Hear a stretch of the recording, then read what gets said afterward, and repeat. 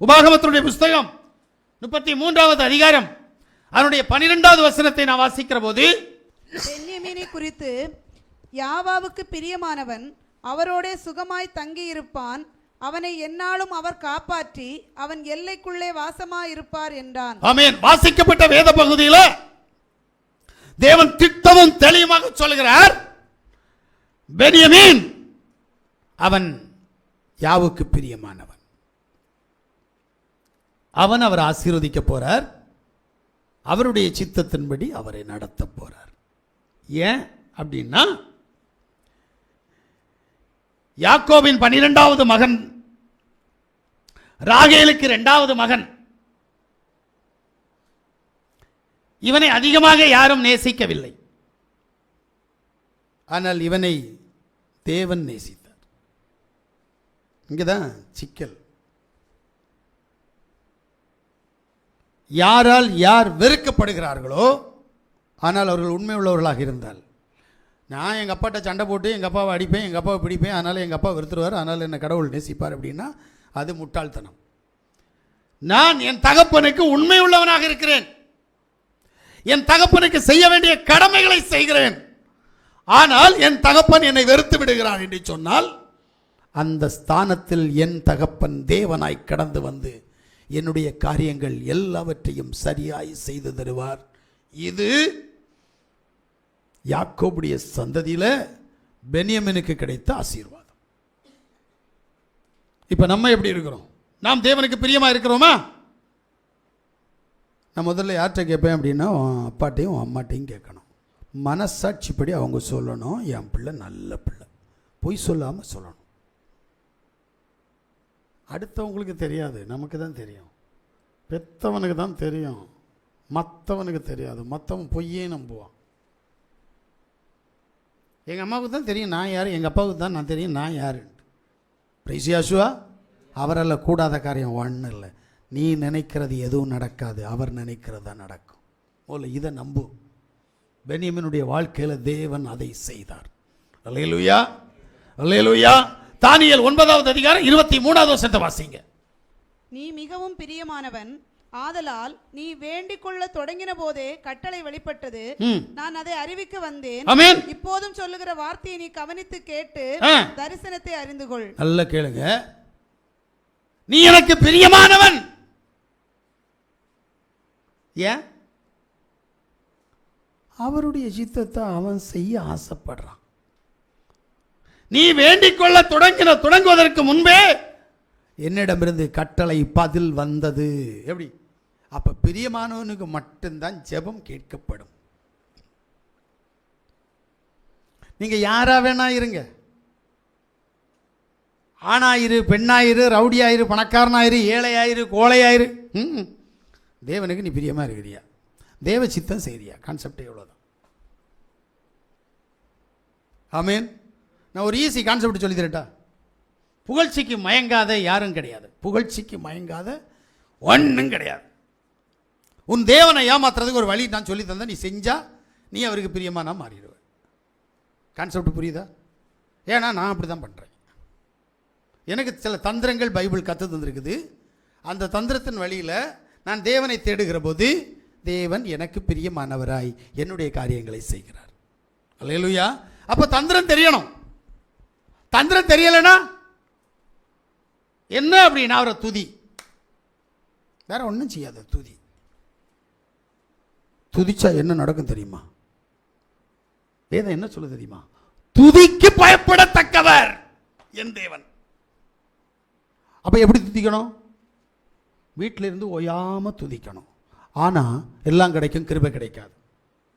சபையில வந்து சபையாரோடு சேர்ந்து துதித்தால் கிருபை பெருகும். எப்படி? நான் சொல்றது புரியுதா உங்களுக்கு? ஒரு ஆள் துதிச்சா கிருபை இல்லை, 2 ஆள் துதிச்சா கிருபை இல்லை. நாம் ஒருமனப்பட்டு துதிக்கிற போது அவர் கிருபையை பெருக பண்ணுவாராம். அப்ப அந்த கிருபை வரணும்னா சபையில எப்பெல்லாம் அவருடைய நாமத்தை துதிக்கிறதுக்கு 10 பேர் வரீங்களோ, சேர்ந்து துதிக்கிற போது அங்க தேவ பிரசன்னம் வெளிப்பட்டு கிருபை உனக்குள் கடந்து வரும். ஆமென். எனக்கு துதிக்கிறது ரொம்ப பிடிக்கும். அதுக்காக நான் வீட்டில் உட்காந்து சபைக்கு வராமல் ஆராதனை இங்கே நடக்கும், நான் அங்கே இருந்து ஆராதனை பண்ணிட்டு இருந்தாக்க நடக்குமான்னு கேட்டால் பிசாசு வந்து உட்காந்துருப்பான். பிசாசு ஆராதிக்கிற ஒரு கூட்டம் இருக்குது தெரியுமா? தெரியாதுல்ல? அந்த கூட்டத்துக்கு பேர் சாத்தான் சபை. இன்னைக்கு நடக்குது. முதல்ல அந்த ஆவியில் நீங்கள் ஆராதிக்க போனோன்னா படிக்கட்டில் இறங்குற போது நீங்கள் கையில் வைத்திருக்கிற பைபிளை, வேத புத்தகத்தை படிக்கட்டில் வைத்திருப்பான், மிதித்து கடந்து போக வேண்டும். எப்படி? நமக்கு ஒன்றுமே தெரியாமல் உட்காந்துருக்குறோம். குண்டு சட்டியில் குதிரை ஓட்டிகிட்டு இருக்கிறீங்க. கேட்டால் நான் தான் கடவுள்ன்னுவேன். நான் ஆராதிச்சா கடவுள் இறங்கி வந்துடுவாருன்னுவேன். எல்லாம் சும்மா போய். ஊழியக்காரங்க சொல்லுவாங்க, நான் போயிட்டு இருந்தேன், கடவுள் ஒன்றை பற்றி என்கிட்ட பேசினார். அவருக்கு வேறு வேலையே கிடையாது, போகிற இடத்துலையும் வார இடத்துலையும் பேசுகிற வேலை. எப்படி? இப்படியெல்லாம் ஏமாத்துறாங்க. இல்லை, நம்பாத. அவர் சொல்ல நினைத்தால் உன்னுடைய பாவத்தை சொல்வார், உன்னுடைய நியாய தீர்ப்பை சொல்வார். இன்னைக்கு அதை சொல்றதுக்கு ஊழியக்காரன் இல்லை. பாவத்தை குறித்து நீதியை குறித்து பிரசங்கம் பண்ணுகிறவர் பரிசுத்த ஆவியானவர். அதை எவன் சொல்றான்? இல்லல்ல. அதனால தான் தேவன் சொல்றார், எனக்கு பிரியமானவனா வாழ்ந்து பார், நான் உன்னுடைய காரியங்களை எல்லாம் சரியா செஞ்சு தரேன். அப்ப இங்க தானியேலோடு கூட இருந்த தேவன் பிரியமானவனான் அப்படினால் அவன் ஜெபிப்பதற்கு முன்பே கட்டளை வெளிப்பட்டு பதில் வந்தாச்சு. ஏன்னா நீ ஜெபிக்கிறதுக்கு முன்னாடி அவருக்கு தெரியும் இவனுக்கு என்ன தேவைன்னு. அதனால தான் சொன்னார், என்னை நினைப்பூட்டு, ஸ்தோத்திரத்தின் மூலமாக என்னை நினைப்பூட்டு. வீண் வார்த்தையெல்லாம் அலம்பாத. சும்மா ஜெபன்ற பேரில் சும்மா எதையோ சொல்லாத. ஸ்தோத்திரம் பண்ணி துதித்து எனக்கு ஞாபகப்படுத்து சொன்னாரா இல்லையா? அப்போ நீ ஏன் ஞாபகப்படுத்த மாட்டேங்கிற? ஆண்டவரே உமக்கு ஸ்தோத்திரம், ஆண்டவரே எனக்கு மாப்பிள்ளையை பாரு, என் பொண்டாட்டியை பாரு, என் பிள்ளை. எதுக்கு? உனக்கு என்ன நடக்குன்னு அவருக்கு எல்லாருக்கும் எல்லாம் தெரியும். எனக்கு என்ன நடக்க போகுதுன்னு அவருக்கு தெரியும். ஆமென். நிற்கிறவன் எவனும் விழுந்து விடாதபடி எச்சரிக்கையாக இருங்கள் என்கிற சத்தத்தினுடைய ஊடாய் தேவன் என்னை நடத்துகிறார். அதுபோல உன்னை நடத்துவார், உன்னை கைவிட மாட்டார். நீ அவருடைய சித்தம் செஞ்சு பாரு, அவருக்கு பிரியமான வாழ்ந்து பாரு. ஒரு காரியத்தில் அவருக்கு பிரியமாக வாழ்ந்து பாரு. ஒரு காரியம், அந்த ஒரு காரியம் எல்லா காரியத்திலும் அவருக்கு பிரியமுள்ளவனாய் உன்னை மாற்றி கொண்டிருக்கும். முதல்ல தொடங்கு, ஒரு காரியத்தில் தொடங்கி பாரு. அட்லீஸ்ட் ஸ்தோத்திரத்தில் தொடங்கு. நெக்ஸ்ட் குடும்ப ஜெபத்தில் தொடங்கு, வேத வாசிப்பில் தொடங்கு, உபவாசத்தில் தொடங்க மாட்டியே. எப்படி தேவன் உனக்கு நல்லவராக, உனக்கு பிரியமானவராக இருப்பார்? அல்லேலூயா. அப்ப நீ யாவுக்கு பயப்படுகிற பயத்தில் அவருக்கு பிரியமாய் இருக்க வேண்டுமானால் தானியேலின் புஸ்தகம் 9:23 சொல்லுகிறது, ஜெபிக்கணுமா? ஜெபிக்கிறவன் பிரியமானவன். அப்படித்தானே? தேவனுடைய சமூகத்தில் வரணும்னு நினைச்சு வந்திருக்கிறீங்களா? எத்தனை பேர் ஜெபம் பண்ண? என்னோடு கூட பேசும் ஆண்டவரே, உம்முடைய சத்தத்தை நான் கேட்டு நான் மனம் திரும்பி உம்முடைய ஆசீர்வாதங்களை சுதந்திரித்துக் கொண்டு உம்முடைய ராஜ்யத்திற்கு நான் கடந்து வர வேண்டும். எத்தனை பேர் சொன்ன? மனுஷன் நெருப்பு தலையில் இடுப்பில் கட்டிட்டு நடக்கிறோம். நீ என்னன்னு சொல்றேன்னா, இப்போ கடவுள் என்னை காப்பாற்றிட்டார். புரட்டாசி போறாமல் இருக்கு, அனுபவிக்க போகிறது இன்னும் தானே இருக்குது. நீ மரியாதையாக மனம் திரும்பிடு. சாதகப்படுத்தாத, சாதகத்தை தேடாத. தயவு சொல்றேன், தப்பிக்கணும்னு சொல்லி சாதகம் தேடாத. வார்த்தைக்குள்ள வா.